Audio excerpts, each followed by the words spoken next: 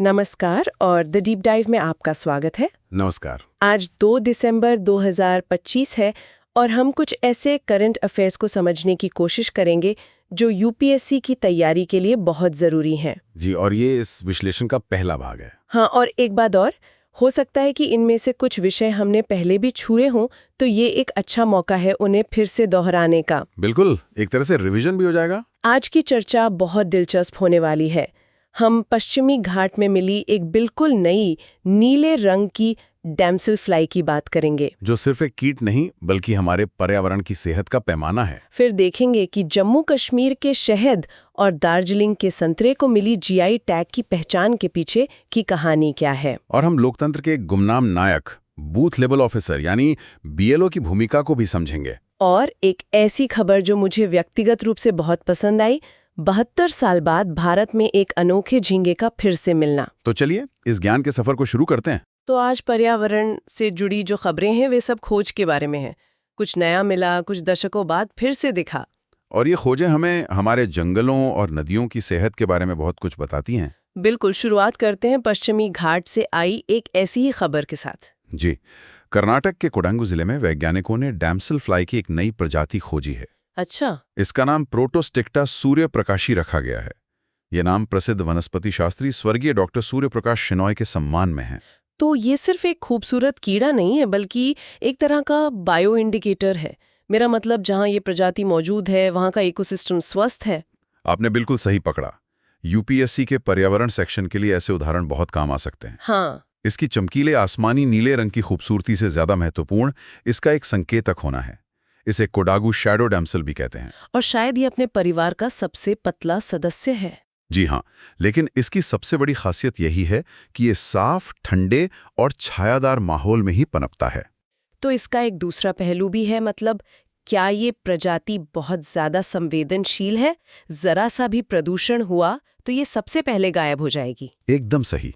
इसकी मौजूदगी जितनी अच्छी खबर है, इसका गायब होना उतनी ही बड़ी चेतावनी होगी।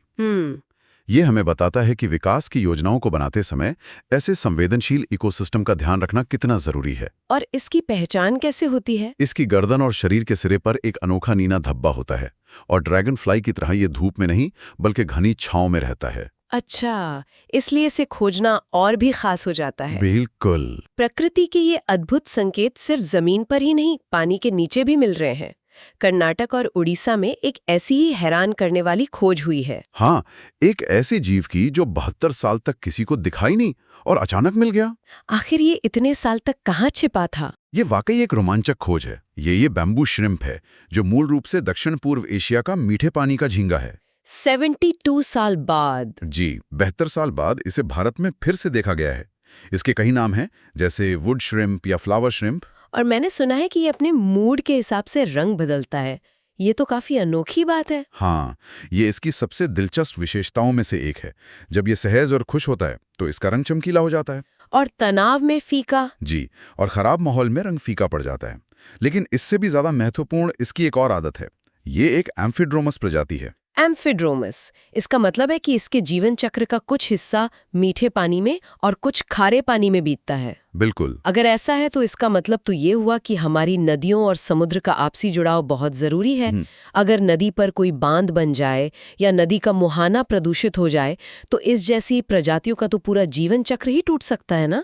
आपका विश्लेषण एकदम सटीक है। इसके लार्वा विकसित होने के लिए नदी के मुहाने के पास खारे पानी में जाते हैं और फिर वयस्क होके वापस मीठे पानी में लौट आते हैं। जी, ये प्रवास इनकी पूरी प्रजाति के अस्तित्व के लिए जरूरी है।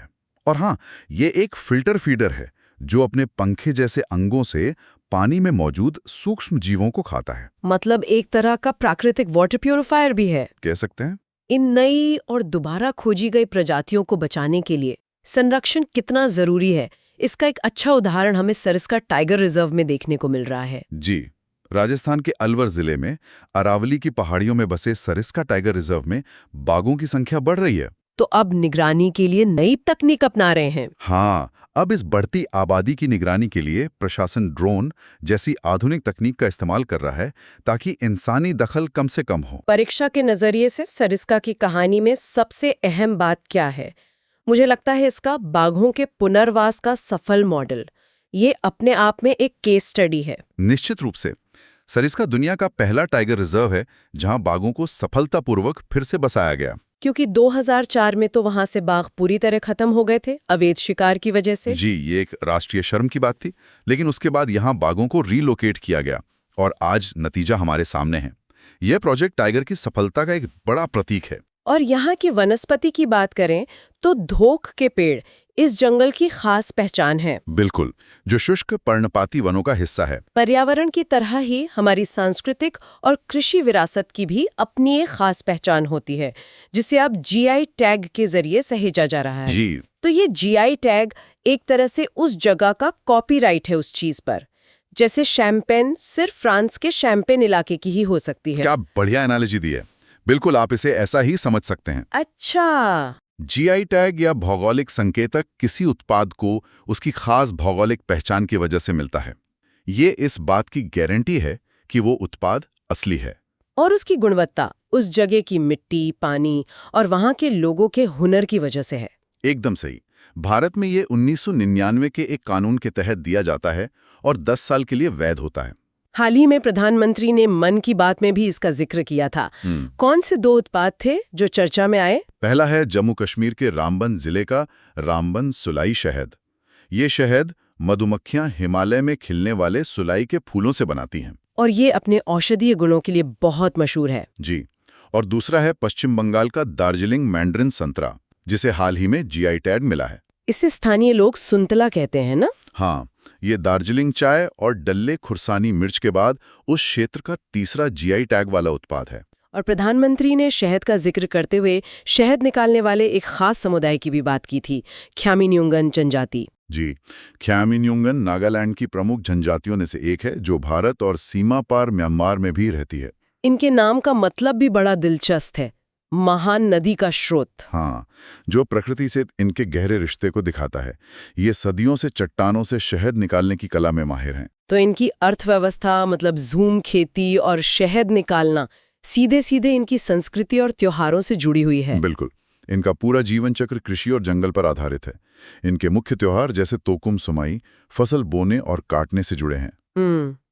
इनकी भाषा चीन तिब्बती भाषा परिवार से है और इनकी सामाजिक व्यवस्था कबीलों पर आधारित रही है। ये दिखाता है कि कैसे किसी समुदाय की आर्थिक, सामाजिक और सांस्कृतिक पहचान एक दूसरे में गुंथी होते हैं। सही बात है। देश की इन सांस्कृतिक जड़ों से अब चलते हैं हमारे लोकतंत्र की प्रशासनिक जड़ों की ओर, जहां एक गुमनाम सिपाही चुपचाप अपना काम करता है, बूथ लेवल ऑफिसर यानी बीएलओ। जी। हाल ही में ये पद कुछ दुखद कारणों से चर्चा में था। हाँ, चुनावी सूचियों के पुनरीक्षण के काम के दौरान कुछ राज्यों से बीएलओज की मृत्यु की खबरें आई हैं, जिसने उनके काम के दबाव की ओर ध्यान खींचा है। जी, बीएलओ जमीनी स्तर पर भारत के चुनाव आयोग का चेहरा और हाथ पैर होता है। लोकतंत्र की पूरी मशीनरी की ये सबसे पहली और सबसे महत्वपूर्ण कड़ी है। ये विषय तो सीधे सीधे जीएस पेपर 2 से जुड़ता है। हाँ, पॉलिटी और गवर्नेंस, खासकर रिप्रेजेंटेशन ऑफ पीपल्स एक्ट वाले हिस्से से। तो बीएलओज की नियुक्ति और उनकी भूमिका पर एक सीधा सवाल बन सकता है। बिल्कुल, इनकी नियुक्ति रिप्रेजेंटेशन ऑफ पीपल्स एक्ट 1950 की धारा 13B(2) के तहत होती है। और आमतौर पर शिक्षक या आंगनवाड़ी कार्यकर्ता जैसे स्थानीय कर्मचारियों को ही ये जिम्मेदारी दी जाती है। जी, क्योंकि उन्हें अपने इलाके के हर घर और हर वोटर की जानकारी होती है। उनका काम सिर्फ वोटर लिस्ट अपडेट करना ही नहीं, बल्कि घर घर जाकर वोटर स्लिप बांटना और अब तो 85 साल से ज्यादा उम्र के नागरिकों को पोस्टल बैलेट की सुविधा के बारे में बताना भी है। सही कहा, वे सही मायनों में लोकतंत्र को हर दरवाजे तक पहुंचाते हैं। ये तो हुई देश की बात। अब जरा अंतर्राष्ट्रीय पटल पर नजर डालते हैं, जहां आर्कटिक में कुछ हलचल हो रही है। स्वालबार्ड में ऐसा क्या हुआ है? स्वालबार्ड, जो आर्कटिक महासागर में नॉर्वे का एक द्वीप समूह है, वहां वैज्ञानिकों ने वॉलरस का एक बहुत बड़ा झुंड देखा है, जो कि अप्रत्याशित था। जी, और ये जलवायु परिवर्तन के प्रभावों की ओर भी इशारा करता है। 1920 की स्वालबार्ड संधि के तहत यहाँ नॉर्वे का शासन तो है, लेकिन संधि पर हस्ताक्षर करने वाले अन्य देशों को भी यहाँ कुछ अधिकार मिले हुए हैं। बिल्कुल। अच्छा, यहीं पर वो प्रसिद्ध स्वालबार्ड ग्लोबल सीड वॉल्ट भी है, मतलब मानवता की फसलों का एक तरह का अंतिम बीमा। हाँ, इसे डूम्सडे वॉल्ट भी कहते हैं और आपका दिया गया नाम अंतिम बीमा इसकी भूमिका को बहुत अच्छे से समझाता है। अगर दुनिया में कोई बड़ी तबाही आ जाए तो फसलों के बीज यहाँ सुरक्षित रहेंगे। जी, ये दुनिया की फसल विविधता का सबसे बड़ा बैकअप है। और जहां तक वॉलरस की बात है, IUCN की सूची में ये एक वल्नरेबल यानी असुरक्षित प्रजाति है। आर्कटिक की इस बर्फीली शांति से अब चलते हैं दक्षिण अमेरिका के एक ऐसे देश की ओर जो हमेशा से राजनीतिक उथल-पुथल का केंद्र रहा है, वेनेजुएला। हाल ही में अमेरिकी राष्ट्रपति ने वेनेजुएला के हवाई क्षेत्र को बंद करने की चेतावनी दी, जिससे ये फिर से सुर्खियों में आ गया। ये दक्षिण अमेरिका के उत्तरी तट पर स्थित है और इसकी राजधानी कराकस है। जी, लेकिन वेनेजुएला अंतर्राष्ट्रीय राजनीति में इतना अहम क्यों है? सिर्फ दुनिया के सबसे ऊंचे जलप्रपात एंजल फॉल्स की वजह से तो नहीं होगा। नहीं, बिल्कुल नहीं। असली कहानी इसके तेल भंडारों में छुपी है। वेनेजुएला के पास दुनिया का सबसे बड़ा प्रमाणित तेल भंडार है। सऊदी अरब से भी ज्यादा? हाँ, सऊदी अरब से भी ज्यादा। और इसी अकूत संपत्ति की वजह से वेनेजुएला हमेशा से वैश्विक राजनीति, खासकर अमेरिका के लिए एक अहम मुद्दा रहा है। और वहां की राजनीतिक अस्थिरता का असर सीधे सीधे वैश्विक तेल की कीमतों और जियोपॉलिटिक्स पर पड़ता है। बिल्कुल। वैश्विक राजनीति की इन पेचीदगियों से हटकर अब एक ऐसे मुद्दे पर बात करते हैं जो हम सब की सेहत से सीधे जुड़ा है। अमेरिका में नोरो वायरस फैल रहा है। हाँ, इसे विंटर वॉमिटिंग डिजीज भी कहते हैं।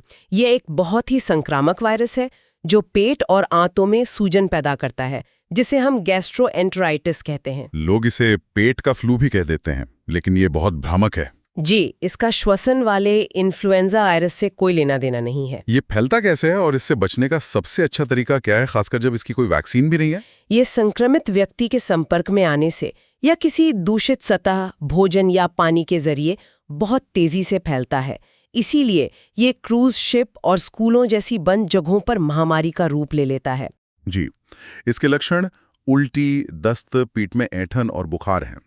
चूंकि कोई वैक्सीन या खास दवा नहीं है, इसलिए बचाव ही सबसे अच्छा उपाय है। और बचाव का सबसे कारगर तरीका है हाथों को बार बार साबुन और पानी से अच्छी तरह धोना। बिल्कुल। और उपचार में मुख्य रूप से शरीर में पानी की कमी को रोकना होता है।